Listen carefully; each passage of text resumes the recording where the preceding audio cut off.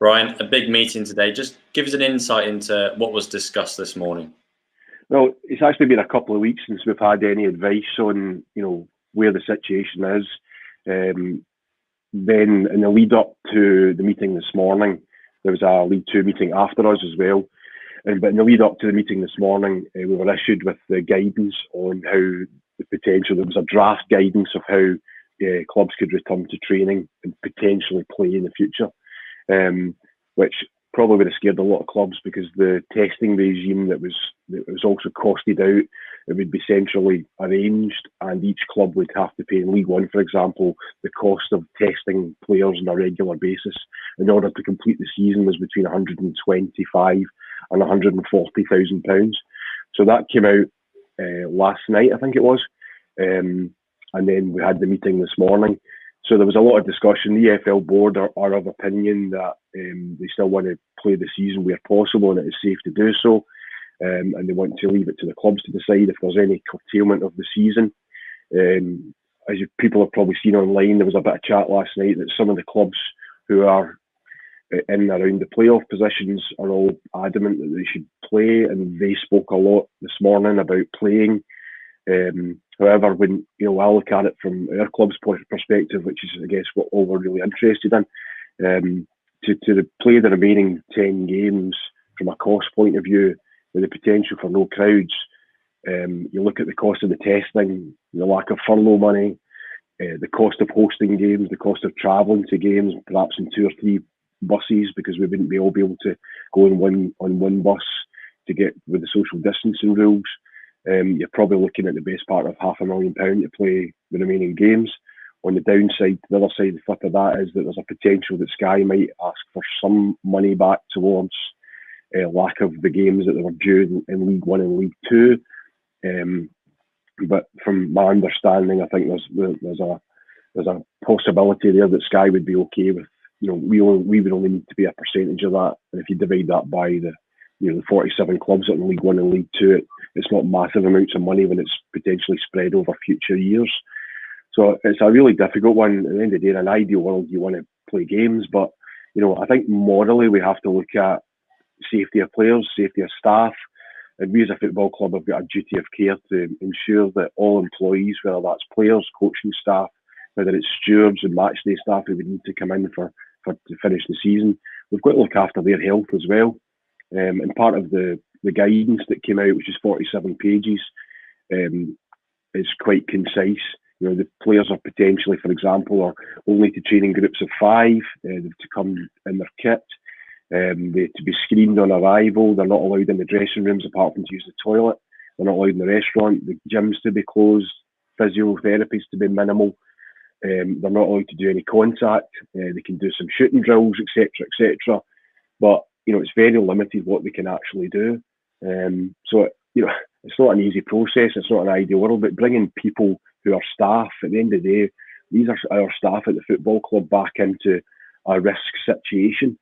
And whether that's the players or the coaching staff, or whoever it might be that ends up back working again to try and facilitate the remaining 10 games, we have to think about that and very, very carefully.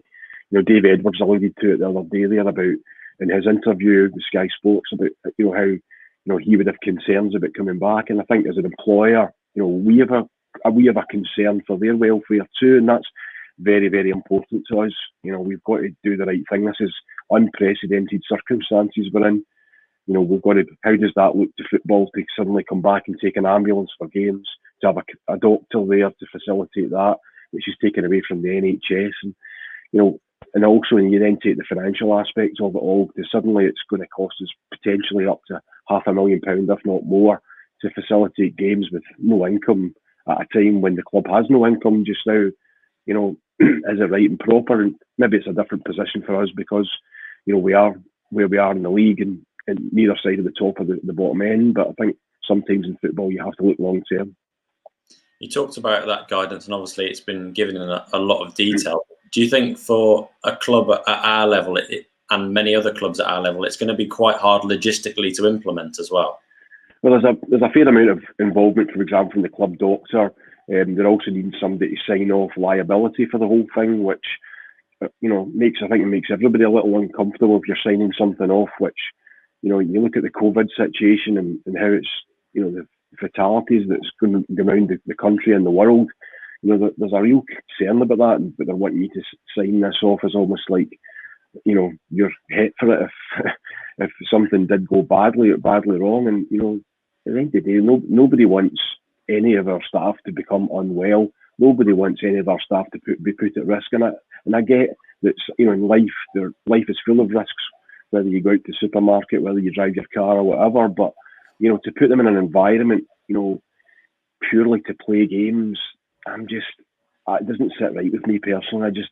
For me, it's a bit of a no-brainer that we've got to look after people and do the right thing, as we always try to do in these situations. So is it a case now of regrouping Monday and continuing discussions? Yeah, well, there was a discussion because of the 5 or 6 who are keen to continue playing, who most of them are around the playoff positions. But by all accounts, it would appear, without taking a vote, there's no vote taken today, but just from what I'm hearing through the grapevine, that majority of the other clubs think it's not right for us to restart the season. And it's come out in the media today. I believe League Two took an indicative vote of, their clubs and how they felt. And this wasn't an actual vote. This was just a show of hands to see what everybody thought. That they felt it wasn't right to restart games. So, the EFL have gone back to see if there is any creative compromise situation whereby we could satisfy everybody's, which is very, very difficult in this situation. Whether there's an option there. There was something suggested today that, whereby some of the clubs could potentially play and try and play off to get a playoff position, that could get the third promotions place or whatever. But it's very difficult in this situation to please everybody, because at the end of the day, everybody's got a bit of self-interest in it, which is understandable. I'm sure I would be in the same position if we were third, fourth, fifth, sixth, seventh, eighth in the league, potentially as well. I suppose this uncertainty as well backs up your decision to extend the early bird season tickets as well. No, it's a difficult one. People, I've got a lot of emails, and we all had a lot of emails about, what's happening. And to be honest with you, I had to be completely honest with everybody and say, look, we actually don't know. We didn't have a League One meeting last week. There was a lot of chat about us having a vote last week, which wasn't, nobody's told us anything. Although we had a bit of communication from the EFL, there wasn't really much definitive answers to what was happening. And then on Wednesday, I think, of this week, we got an email saying there'll be a League One meeting on Friday. So that's over 2 weeks since the previous League One meeting to get any clarity. And obviously, with the deadline looming on the 15th, which is today, obviously, that we had to then think, well, do you know what, we'll extend it, because there are people out there who are still purchasing season ticket and supporting the club, and we totally appreciate everybody has. We've sold over 1,200 season tickets now for next year, which is fantastic, and we're very grateful for their support at a time when we don't have any income. But on the other hand, we also are aware that there are people out there who don't want to commit to a season ticket for various reasons, especially with everything that's going on just now and people's employment, everything else. So, we just thought, well, because we hadn't really heard anything, we'd be better to extend it to the 31st of May, so that if people do still want to help the club and purchase a season ticket, we still had that facility for them. Cool. Cheers, Brian.